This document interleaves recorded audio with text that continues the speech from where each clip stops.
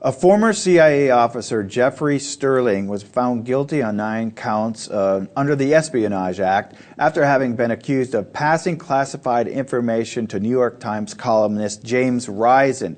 James Risen in 2003 wanted to publish a story on using information about a program against Iran's nuclear ambitions, where the information was said to be classified, and Condoleezza Rice actually stepped in as the national security advisor at the time, told the New York Times they could not publish this story, and they did not publish this story. In 2006, author James Risen published a novel called State of War, where he gave details about this operation.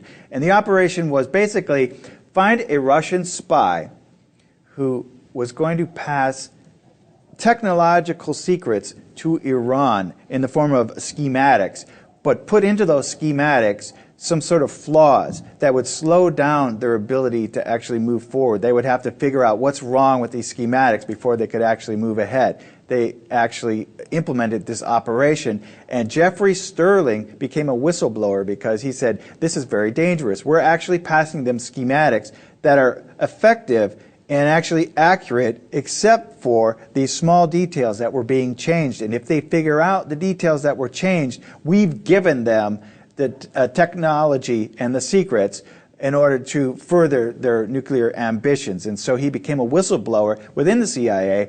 His supervisors ignored him.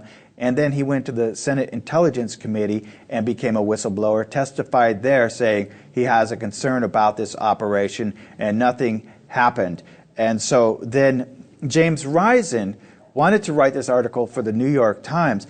There's already a well-established connection between the Senate Intelligence Committee and author James Risen, where some staffers on the Senate Intelligence Committee have been known to leak information, classified information, to this writer and to the New York Times. We know this. So now Jeffrey Sterling has been convicted, though it's never been established that he passed information to the author.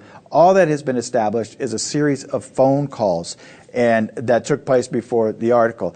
Now, this series of phone calls were very brief in the amount of time they talked on the phone.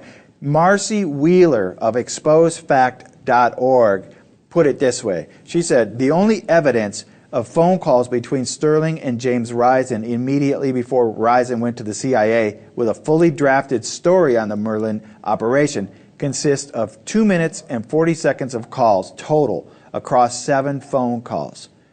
So, Elliot, the accusation here is in the course of that 2 minutes and 40 seconds, over 7 phone calls, he passed enough information for James Risen to write a 2,000-word document that he was going to publish in the New York Times. They've never established that this information was passed. It seems as though he's been railroaded on these charges.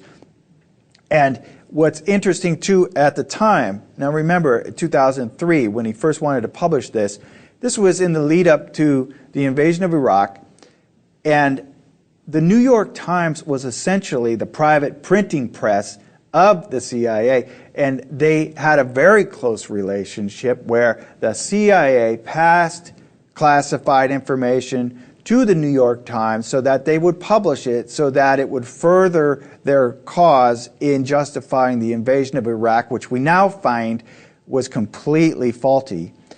Judith Miller we now know, the president, President Bush, the vice president, Dick Cheney, Condoleezza Rice, all the way down, they passed it down through Scooter Libby, who they signed off on him going to columnist Judith Miller and passed her secret CIA documents so that she could publish them to achieve their political goals. So CIA leaks in the New York Times is about as common as a dog pissing on the sidewalk in New York. It's happening every single day. So why they went after this Jeffrey Sterling remains to be seen. The case is going to be appealed. He is not going to be sentenced until April, and we're going to be hearing more about this story. We want to know your thoughts, and as always, thanks for watching the LipTV.